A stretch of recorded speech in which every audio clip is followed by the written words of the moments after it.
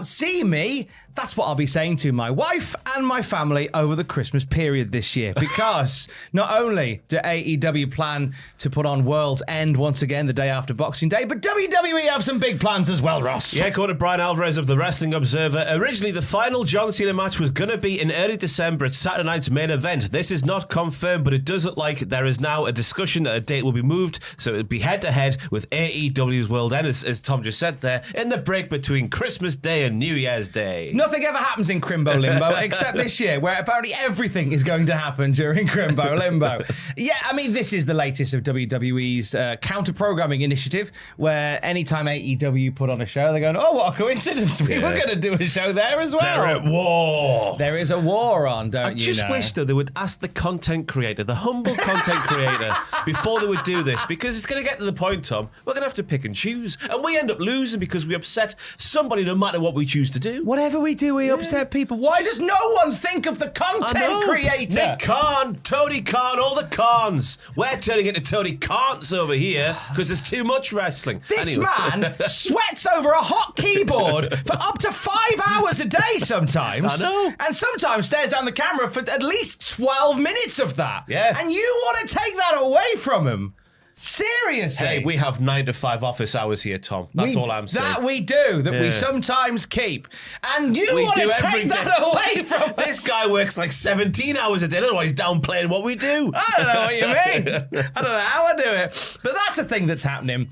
I mean, obviously, it's the ongoing thing with counter-programming. I get it. You want to make John Cena's big match, a final match, a big deal, and I do wonder how an AEW show... I mean, obviously, AEW running up against WWE's main roster in September. This is what we talked about yesterday, with plans to do a main roster event around All Out, which is the first time they've actually done a main roster PLE against an AEW PPV. And so I guess that'll be a test in the waters, and if all that goes well, John Cena's last match up against World's End. I just hope it's not a thing we have to get used to. I like a WWE weekend and an AEW weekend. What's wrong with that, eh? That is nice. What's wrong with that? It's a nice thing. When, again, like I mean, you know, the fans win because the fans get this amazing... You get two wrestling companies who are desperately trying to outmaneuver each other all the time. And consequently, you get a great selection of wrestling matches for whatever your wrestling taste would be. But I'd argue the fans who like both don't, because you can't watch two things at... Well, I guess you can watch two things at once, but if you want to go to the show, for example, you can't be in two places at one time. And I mean, we live in the era where you can watch absolutely everything all of the time, and consequently, therefore, there'll be some shows that you can watch live and some that you'll watch after the fact and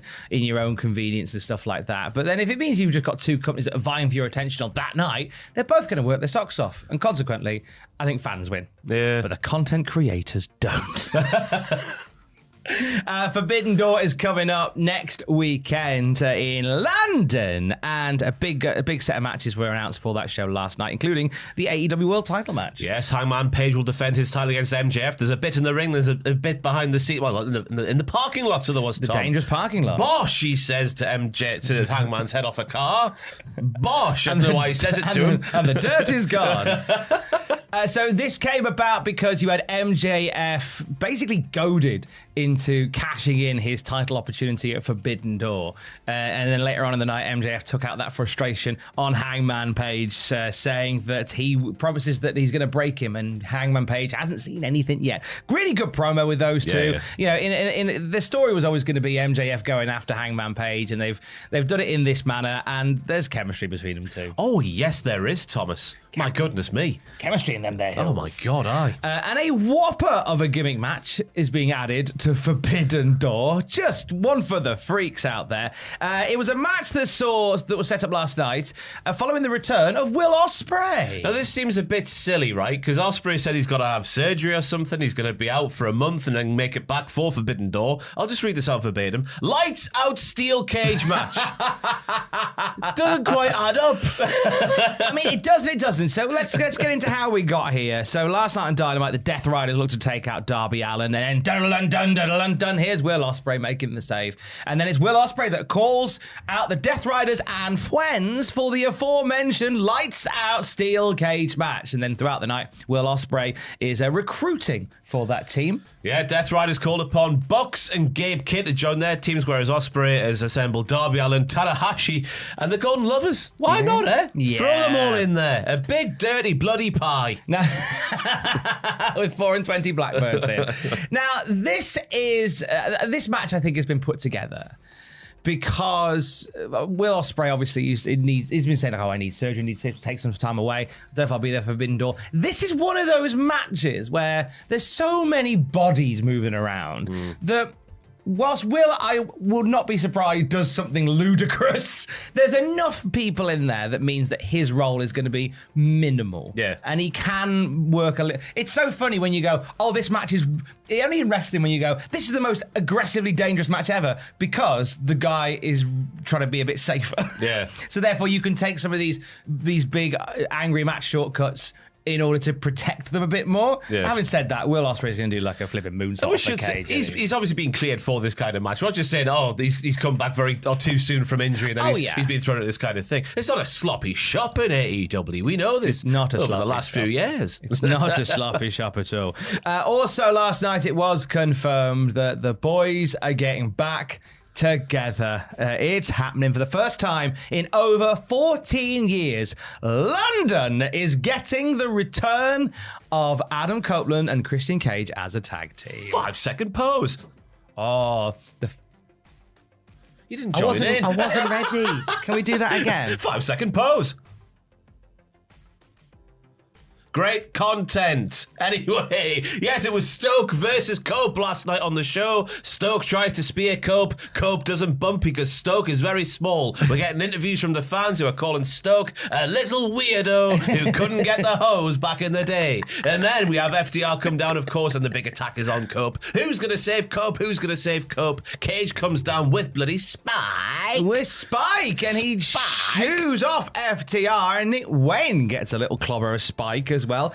Then we get Cope instigating a hug. The two embrace. It's a lovely moment. Still a little bit uncertain as to what the other's motives and intentions are. Obviously, Cope told Cage to go find himself. I guess he did. Yeah, he gave him a little pat on the back to Christian Cage in the midst of the hug, which tells me he's fully on board. That's what it's about. I think there's going to be some fun. I think this isn't going to be a party that lasts too long.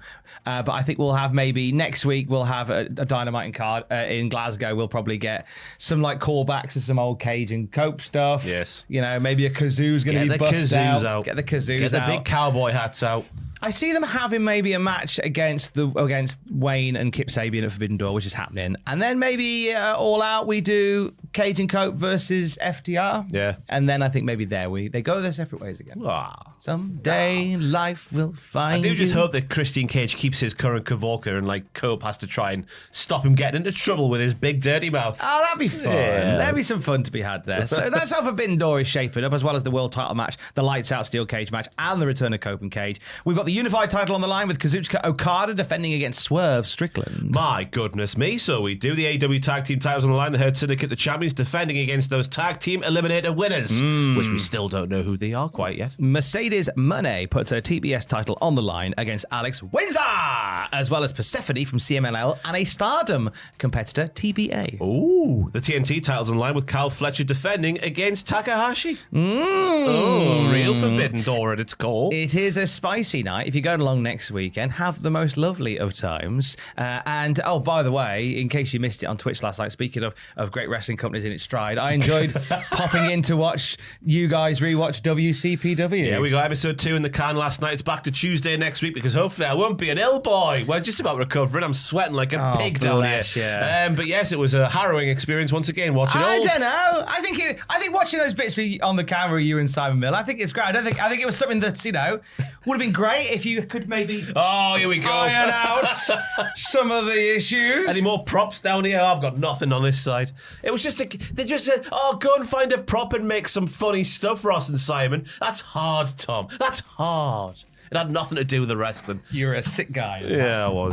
You're going to be a sick guy on stream tonight with Hold and Give. Yeah, 9 p.m. BST on the Hold and Give YouTube channel, 9 to 11, and then we'll go to bed. Together? Yeah. Wow. I'll stream myself sleeping like Adam did back in the day. Oh, yeah, he did, didn't he? Yeah. For the very latest wrestling news at any time, you can check out cultaholic.com. Stay safe.